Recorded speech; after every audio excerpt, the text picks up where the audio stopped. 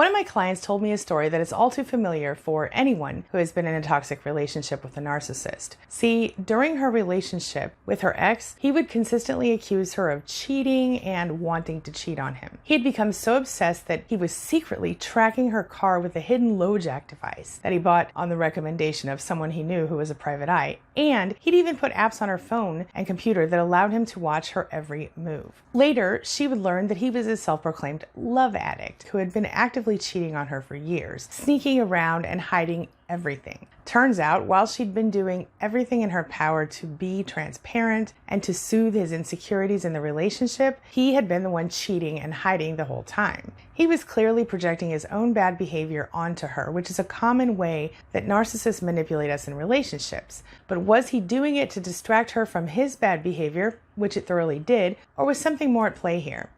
See, here's the thing. There's a difference between the kind of psychological projection that happens for the average person and the kind that happens when someone is a toxic narcissist. And that's exactly what we're talking about today at queenbeing.com. Psychological projection, what it is, how it works, and how narcissists use it to manipulate us. So let's get started. What is psychological projection? Well, it's a defense mechanism in which the human ego defends itself against unconscious impulses or qualities, both positive and negative, by denying their existence in themselves while attributing them to others. So it's part blame shifting and part misdirection of someone's inner insecurities, behaviors, and issues. Do only narcissists use projection?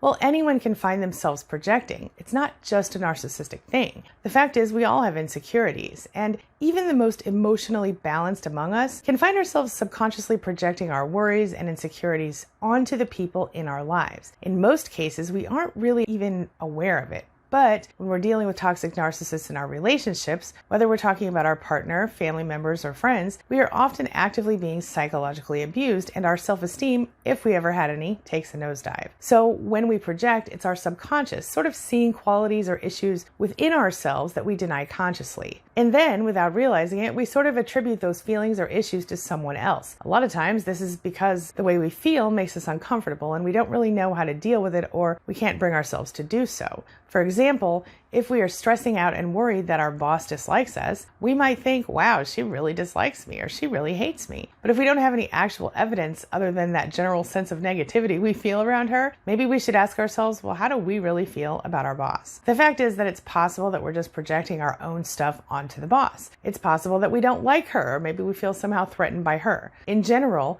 if you find yourself projecting, you can often trace the trigger back to something that happened to you in the past that made you feel insecure. And the situation that you were in reminded you of that time. For example, during my pregnancy with my oldest child, my ex-husband made me feel like my changing body was grotesque. He was literally disgusted by it. Eventually, I would leave him, and 6 years later, I'd find myself in a new relationship, pregnant with kid number 2. And even though I would go on to have that baby and another 4 years later with my second husband, I struggled a lot during my second pregnancy with projection issues. See, I was triggered by my condition, and even though I logically knew that my husband loved my body during my pregnancy, my thoughts would race, and I struggled with doubting this due to the previous one and thinking he must secretly be as disgusted as my ex had been.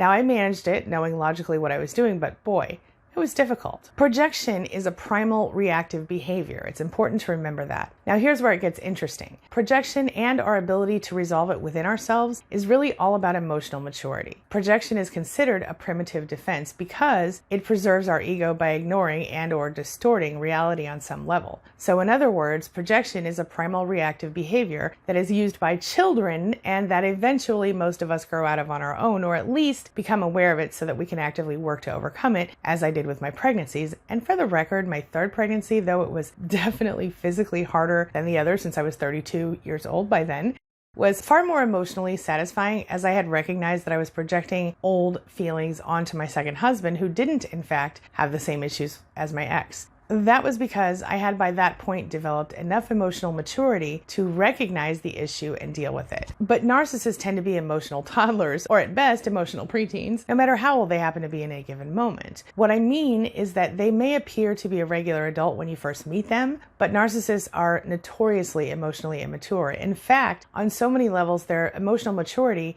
or lack thereof, and manipulative behaviors can be compared to those of a toddler, but at least toddlers are cute. Narcissists can be downright ugly, at least on the inside. And while most of us begin to develop empathy as early as 2 years old, narcissists aren't so lucky. They either never develop empathy or they lose the ability to empathize during their own traumatic experiences in childhood.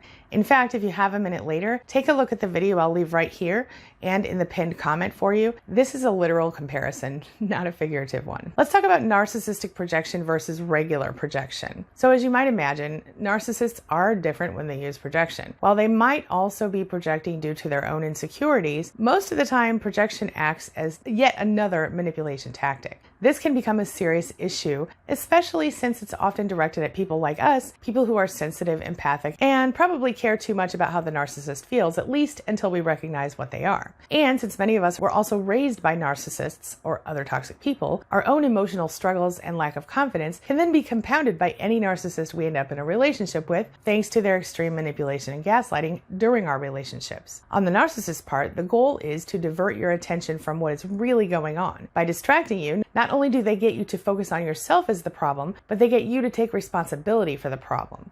How about the effects of narcissistic projection? Well, when narcissists project their own issues onto us, we tend to actually personalize it and in some cases even accept these projections as true or worry that they could become true. Then we might actively work to change something about ourselves that maybe doesn't need changing, or something that isn't even a quality or issue we have, but rather one of the narcissist's projections of their own issues or qualities. Alternatively, we spend our lives attempting to soothe the projected insecurities and ignore our own well-being in the process.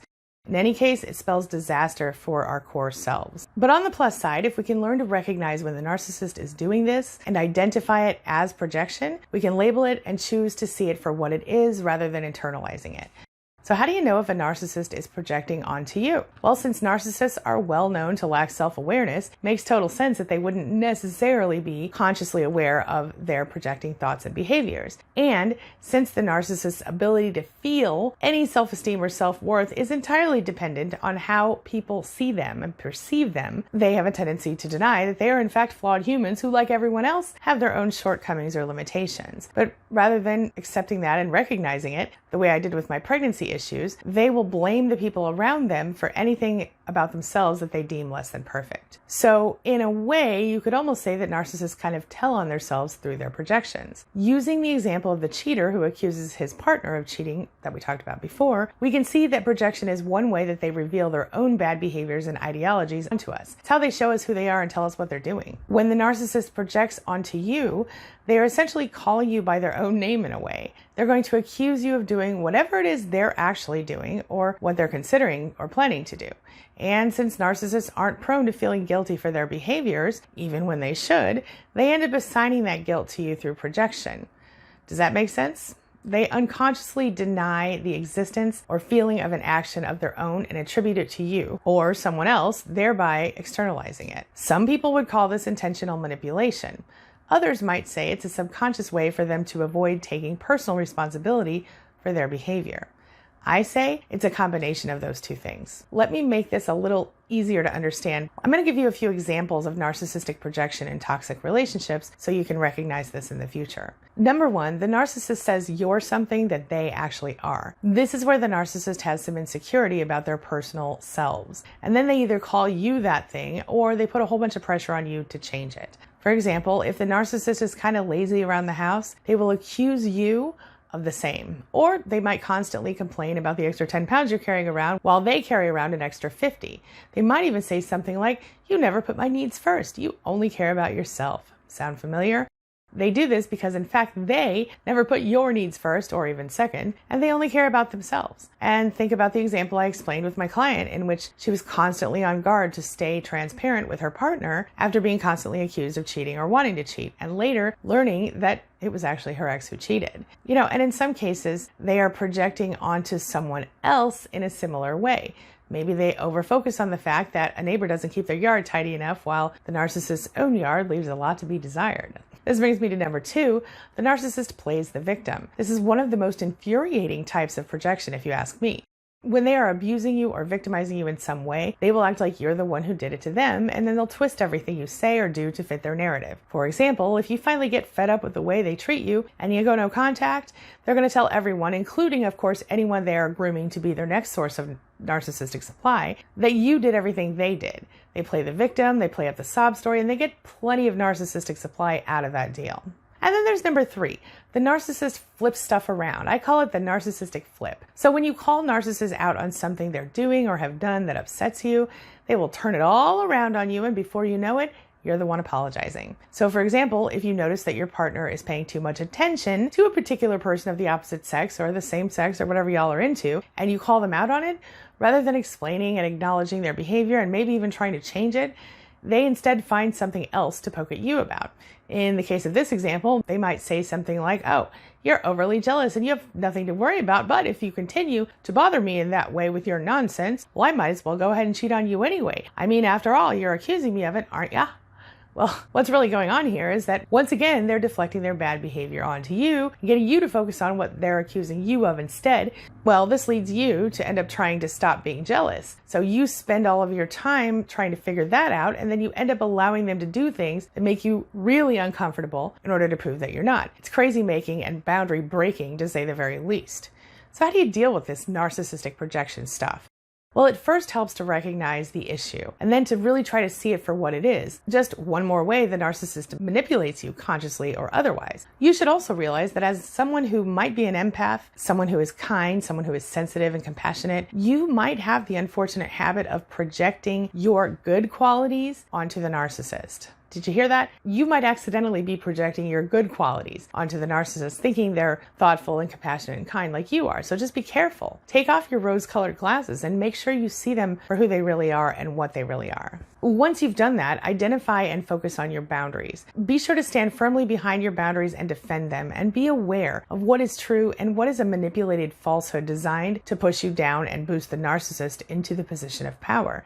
You can take the power back by refusing to be convinced of something that is complete BS, anything that just isn't true. And if you need to, you can keep a journal of what actually happens so that you don't doubt yourself. It can be a really helpful way to deal with both projection and gaslighting, which, of course, can be dealt with using the Gray Rock Rule. Now, if you aren't familiar with the Gray Rock Rule, make sure you take a look at the video I'm leaving for you right here, where you can learn everything you need to know about how to use and benefit from the Gray Rock method.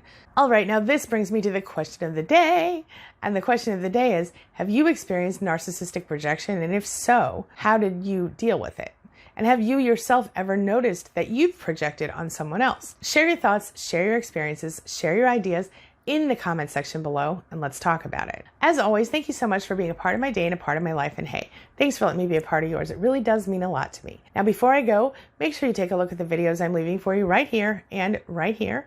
And while you're at it, hit the subscribe button so we can stay connected and continue on this healing journey together. I'll see you soon.